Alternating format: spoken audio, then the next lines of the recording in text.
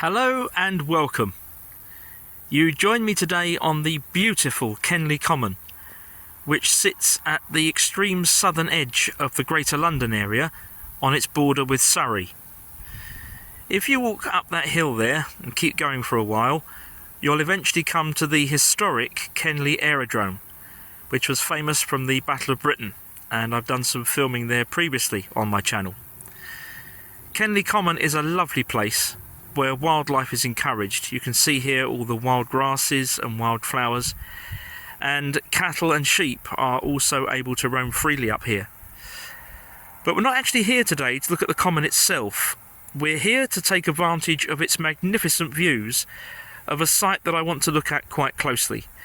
In fact, I think it's important that we cover it across two videos, of which this will therefore be the first.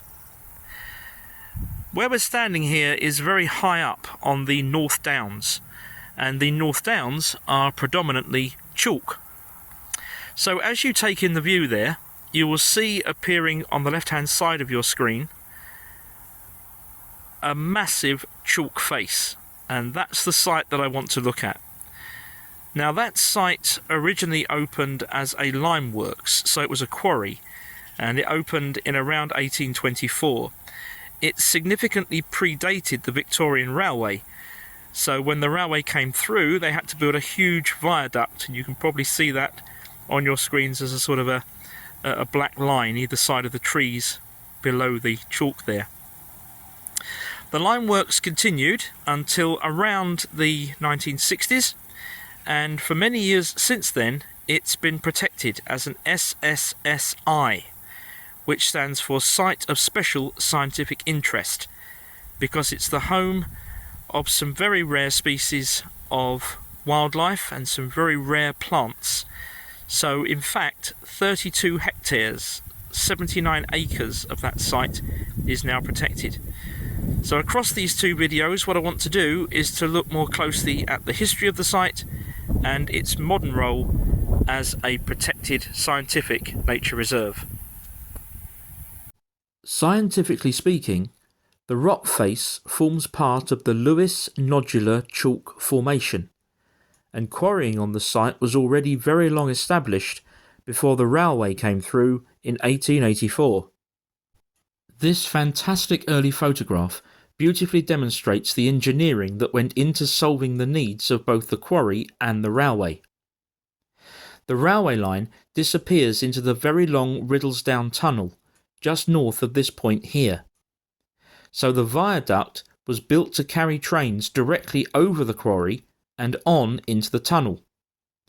Also, if you look down into the floor of the quarry, you'll see some conical shaped structures, one here and one here. These are actually two of the quarry's lime kilns.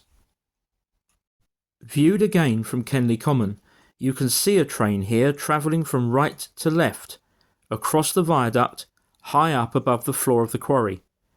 This train is heading north towards the Riddlesdown Tunnel as described a moment ago. Now let's head down into the floor of the valley to take a closer look at the historic entrance to the old quarry site and that magnificent viaduct. This track is part of the old London to Eastbourne Road at the point where it crosses Riddlesdown. The road has existed in one form or another since Roman times. This particular section has been moved somewhat and now forms part of the modern A22 London to Eastbourne Road. But you can actually see at the bottom of this slope its original alignment. Where you can see the traffic, you can also see how this path originally went straight on, and the modern route was deliberately turned slightly at this point. Also at the bottom there, on the left hand side, there is the entrance to a modern DIY centre and builder's yard. But that entrance used to be the entrance to the quarry, and from there we'll be able to get a closer look at our subject.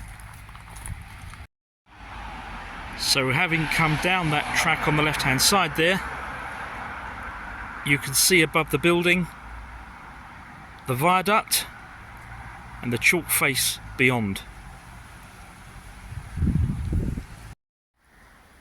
To end this first part of these two videos, I've brought you here to the very edge of what is now the Whiteleaf Recreation Ground. In part 2, we'll be following this very old footpath just here. It will take us up a very steep climb to the very top of the old chalk quarry and give us a whole different perspective on the location. Please join me for that, and in the meantime, please subscribe to the channel for more. Thank you for watching, and I'll see you again in part 2.